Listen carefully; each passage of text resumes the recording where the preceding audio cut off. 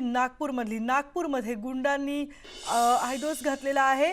धम्मदीप नगर, पंचवटी नगर, वनदेवी नगर या परिसरामध्ये शस्त्रास्त्रांसह या सगळ्या गुंडांनी तोडफोड केली आहे। साधारणपणे 20 ते 25 गाड्यांची तोडफोड करण्यात आलेली आहे। ही संख्या आणखी वाढू शकते। काल रात्रीची ही घटना आहे। नागपूरमध्ये वारंवार गुंडांची दहशत अनेक ठिकाणी आपल्याला बघायला मिळते। आता सुद्धा जी बातमी आहे त्यानुसार धम्मदीप नगर, पंचवटी नगर या परिसरामध्ये तसेच वनदेवी नगर या परिसरामध्ये या गुंडांनी अक्षरशः धुमाकूळ घातलेला आहे। इथे रात्री 20 ते 25 गाड्यांची तोडफोड सुद्धा केलेली आहे। काल रात्रीची ही घटना आहे। आपल्या सोबत आहेत आमचे प्रतिनिधी प्रशांत मोहिते। प्रशांत, काय अधिक माहिती आहे? कारण काल रात्री ही गाड्यांची तोडफोड झालेली आहे।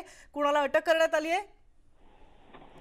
ही नागपूरच्या धम्मदीप, पंचवटी नगर आणि वनदेवी नगरची घटना आहे। काल रात्री गुंडांनी परिसरात शस्त्र घेऊन हातात धुमाकूळ घातला आणि 2 व्हीलर 4 व्हीलर अशा यांनी 30 ते 40 गाड्यांपेक्षा जास्त गाड्या फोडलेल्या आहेत आणि आतापर्यंत यांना 4 आरोपींना पोलिसांनी अटक केलेली आहे। अजून आरोपी असण्याची शक्यता आहे असे पोलिसांकडून सांगण्यात येत आहे। पण हे सगळेजण जेव्हा हे कृत्य करत होते, साधारण किती वाजताची ही घटना आहे आणि याबद्दलचं काही सीसीटीव्ही फुटेज वगैरे पोलिसांना मिळू शकलंय का? सीसीटीव्ही पोलिसांना मिळालेला आहे, त्या आधारेच त्यांना अटक करण्यात आलेली आहे आणि ही मध्यरात्रीची घटना आहे। यामध्ये साधारण किती गाड्यांची तोडफोड झालेली असू शकते?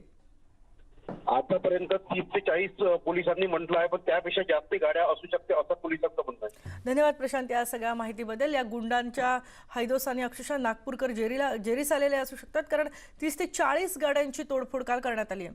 पुढची एक बातमी आहे। पोलिसांच्या सतर्कतेमुळे पालघर मधल्या हिंगणघाट सारखा अनर्थ टळलेला आहे। एका आई आणि मुलीला पेट्रोल टाकून जाळण्याचा प्रयत्न करण्यात येत होता, मात्र पोलिसांनी वेळीच सतर्कता दाखवली आणि या आरोपीच्या मुसक्या आवळल्यात। लग्न मोडल्याच्या रागातून यानं हे कृत्य केलेलं आहे। पोलिसांनी काल रात्रीच आरोपीच्या मुसक्या आवळलेल्या आहेत। भैरोसिंग रघुवीर सिंग राठोड असं या पकडलेल्या आरोपीचं नाव आहे। त्याच्याकडे बॅगची जेव्हा तपासणी केली तेव्हा त्याच्यात एक पेट्रोल भरलेली बाटली सुद्धा आढळून आली। तिला फोन करायचा की मी पालघरमध्ये येऊन तुम्हा सगळ्यांना जाळून टाकतो, तुम्हाला मारून टाकतो। त्याप्रमाणे तो पालघरमध्ये येतच आम्ही त्याचा मोबाईलचे टॉवर लोकेशन काढून त्याला आज अटक केला असता। त्याच्या पिशवीमध्ये 1 लिटरभर पेट्रोलची बाटली मिळाली। याचा अर्थ तो जरी फॅमिलीला तो म्हणतो की मी घरावर पेट्रोल टाकणार होतो, त्यांच्या अंगावर पेट्रोल टाकून जाणार। पालघरमधल्या एका मुलीचं या आरोपीसोबत लग्न होणार होतं, पण हा काही काम करत नसल्याचं लक्षात आल्यावर या मुलीच्या नातेवाईकांनी या लग्नाला नकार दिला होता आणि त्याचाच राग मनात धरून हा जाळण्याचा प्रयत्न करणार होता। आपल्या सोबत आहेत मंगल खिवनसरा, आपल्या सामाजिक कार्यकर्ते आपल्या सोबत आहेत।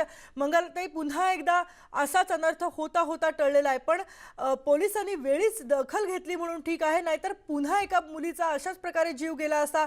पेट्रोल सहजपणे मिळतंय आणि ते टाकून जाळलं सुद्धा सहजपणे जाऊ शकतं, हे लक्षात येतंय आता या लोकांच्या। एकतर कर्तव्य चोखपणे बजावल्याबद्दल पोलिसांचं अभिनंदन, आणि असंच कर्तव्य जर त्यांनी अगदी 24 तास बजावलं तर एकही हिंगणघाट सारखी फुलराणी जाणार नाही किंवा अंधारी सारखी आमची ती बहीण पण जाणार नाही। आणि म्हणून पोलिसांचं खूप खूप अभिनंदन, आणि महाराष्ट्रातल्या सगळ्या पोलिसांनी असंच सजग राहून काम करावं। दुसरं, त्या दोघी सुरक्षित राहिल्या ही सगळ्यात महत्वाची गोष्ट आहे, आणि म्हणून त्यांची सुरक्षितता ही आपण समाजाने पण आता इथून पुढे सांभाळली पाहिजे। नाहीतर मग आता वाचल्या आहेत आणि पुढे पुन्हा काही झालं तर पंचायत होते। आणि दुसरं असं तो जो आहे ह्या प्रकरणामध्ये पेट्रोल टाकून जाळणारा, तर त्याला जामीन मिळता कामा नये। ह्याच्यासाठी पोलिसांनी व्यवस्थित सगळी कागदपत्र तयार केली पाहिजे, FIR त्या दृष्टीने फाडला पाहिजे आणि लवकरात लवकर तो न्यायालयासमोर कसा नेता येईल ह्याचा विचार केला पाहिजे। अगदी महत्त्वाचा मुद्दा आहे। धन्यवाद मंगलताई आमच्याशी बोलल्याबद्दल।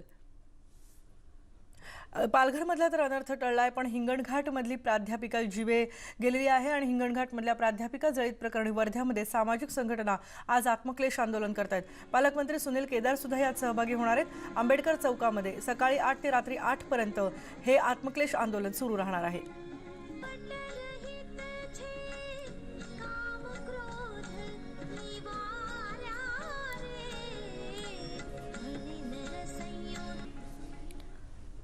आणि यानंतरची बातमी आहे एका धक्कादायक अजब अशा वक्तव्याची, एका मंत्र्यांनी केलेल्या वक्तव्याची। जळगावचे पालकमंत्री गुलाबराव पाटील यांनी एक अजब सल्ला बेरोजगारांना दिला।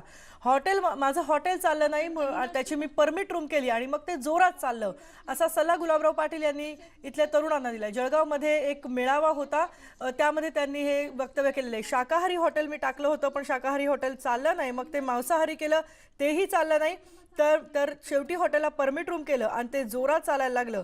जो हॉटेलचा गल्ला 4,000 होता तो त्याच दिवशी परमिट रूम झालं, त्याच दिवशी 20,000चा झाला, असं सुद्धा ते म्हणालेले आहेत। म्हणजे गुलाबराव पाटील हे कोणत्या प्रकारे बेरोजगारांना मार्गदर्शन करतायत, यावर आता चर्चा व्हायला लागली। एक हॉटेल मी सुद्धा घेतली भाड्याने, मग नंतर ती विकत घेतली। साहेब मी शुद्ध शाकाहारी चालली, ती काही चालेना, मग तिला मांसाहारी केली तर मटन शिरलं उरलं की दुसऱ्या दिवशी ते खपेना, लास्ट तिला मी परमिट रूम केला आणि मग ती जोरात चालू लागली।